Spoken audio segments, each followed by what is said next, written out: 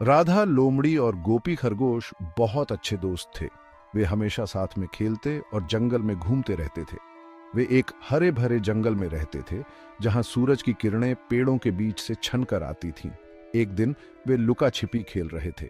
जंगल की हरियाली में छुपने के लिए बहुत सारी जगहें थीं। गोपी को एक झाड़ी के नीचे कुछ दिखाई दिया। उसने ध्यान से देखा और पाया कि वहां कुछ चमक रहा था। देखो राधा, यहाँ कुछ है। उसने अपनी नाक हिलाते हुए कहा। राधा ने भी ध्यान से देखा और उसकी ओर बढ़ी। यह एक कागज का टुकड़ा था। कागज पर कुछ लिखा हुआ था। कागज पुराना और पीला दिख रहा था। ऐसा लग रहा था जैसे यह बहुत समय से यहाँ पड़ा हो। उत्सुकता से राधा ने उसे उठाया। उसने ध्यान से कागज को देखा। उस पर अजीब से निशान बने हुए थे। निशान कुछ लिखावट जैसे थे, लेकिन समझ में नहीं आ रहे थे। यह क्या है? क्या तुम इसे पढ़ सकती हो राधा? गोपी ने अपने कान खड़े करते हुए पूछा। उसकी आंखों में जिज्ञासा थी। राधा चालाक होने के कारण उसने उन निशानों को ध्यान से देखा। उसने सोचा कि यह कोई रहस्य हो सकता है। लगता है यह कोई सुराग है। हमें इसे हल करना होगा। उसने उत्साह से चमकती आंखों से कहा। दोनों दोस्तों ने मिलकर उस रहस्यमय नोट को समझने की ठानी। दोनों दोस्तों ने सुराग का पीछा करने का फैसला किया। पहला निशान एक घुमावदार नदी जैसा दिखता था। मुझे लगता है हमें नदी पर जाना होगा गोपी। राधा ने कहा। वे पानी की आवाज की ओर उछलते कूदते भागे। नदी चौड़ी थी और तेजी से बह रही थी। गोपी डर गया। हम इसे कैसे पार करेंगे? वह घबरा गया। राधा ने एक पल के लिए सोचा। सुनो, हवा कुछ फुसफुसा रही है। वे दोनों अपनी आंखें बंद करके सुनने लगे। हवा फुसफुसाती हुई प्रतीत हो रही थी। गिरा हुआ लट्ठा ढूंढो। राधा और गोपी ने नदी के किनारे खोजबीन की। वे दोनों बहुत समय से इस रहस्यमयी रास्ते की तलाश में थे, जो उन्हें एक छुपे हुए खजाने तक ले जा सकता था।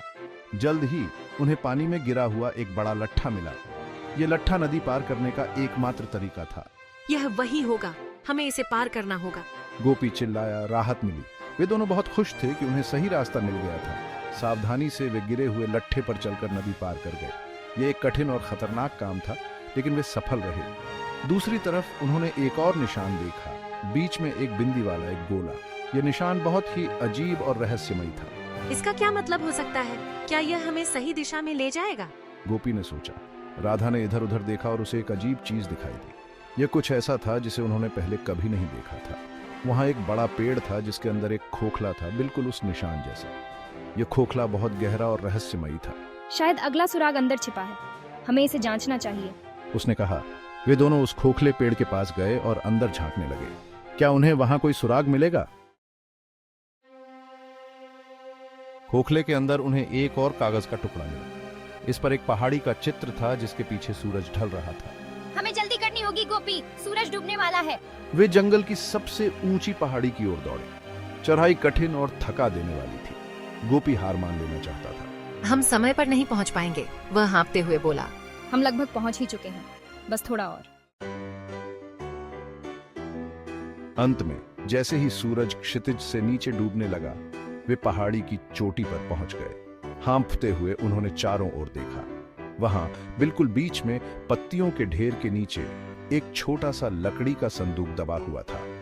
कांपते हुए पंजों से उन्होंने उसे खोदा। हमें मिल गया, वे खुशी से उछलते हुए चिल्लाए। संदूक चमकते पत्थरों और रंग बिरंगे मोतियों से भरा हुआ था। यह लुका छिपी के किसी भी खेल से ज्यादा रोमांचक था। जैसे ही वे अपने खजाने को निहार रहे थे, राधा ने कहा, यह खजाना हमारे लिए बहुत महत्वपूर्ण है। हमें यह इसलिए मिला क्योंकि हमने साथ मिलकर काम किया गोपी। अगर हम एकजुट नहीं होते तो शायद हम इसे कभी नहीं पा सकते थे। उस दिन से राधा और गोपी सबसे अच्छे दोस्त बने रहे। उनकी दोस्ती और भी गहरी हो गई और वे हमेशा एक दूसरे का साथ देते रहे। वह कई बार डरा और अनिश्चित था, लेकिन राधा की चतुराई और उनकी दोस्ती ने उन्हें चुनौतियों से उबरने में मदद की थी। हर बार जब गोपी को डर लगता, राधा उसे हिम्मत देती और कहती, हम साथ हैं तो कोई भी मुश्किल हमें नहीं रोक सकती। गोपी ने सिर हिलाया, उसकी बातों में सच्चाई को समझते हुए। उसने महसूस किया कि सच्ची दोस्ती और समझदारी से ही जीवन की कठिनाइयों को पार किया जा सकता है। उन्होंने सीखा कि थोड़ी सी समझदारी और बहुत सारे टीम वर्क से सबसे कठिन पजल्स को भी सुलझाया जा सकता है। चाहे कितनी भी बड़ी समस्या क्यों ना हो, अगर हम मिलकर काम करें तो हम हर मुश्किल को पार कर सकते हैं। और वे अपने हरे भरे जंगल में हमेशा के लिए खुशी खुशी रहने लगे। उनके जीवन में अब कोई भी डर या अनिश्चितता नहीं थी। क्योंकि वे जानते थे कि उनकी दोस्ती और एकजुटता उन्हें हर मुश्किल से पार ले जाएगी।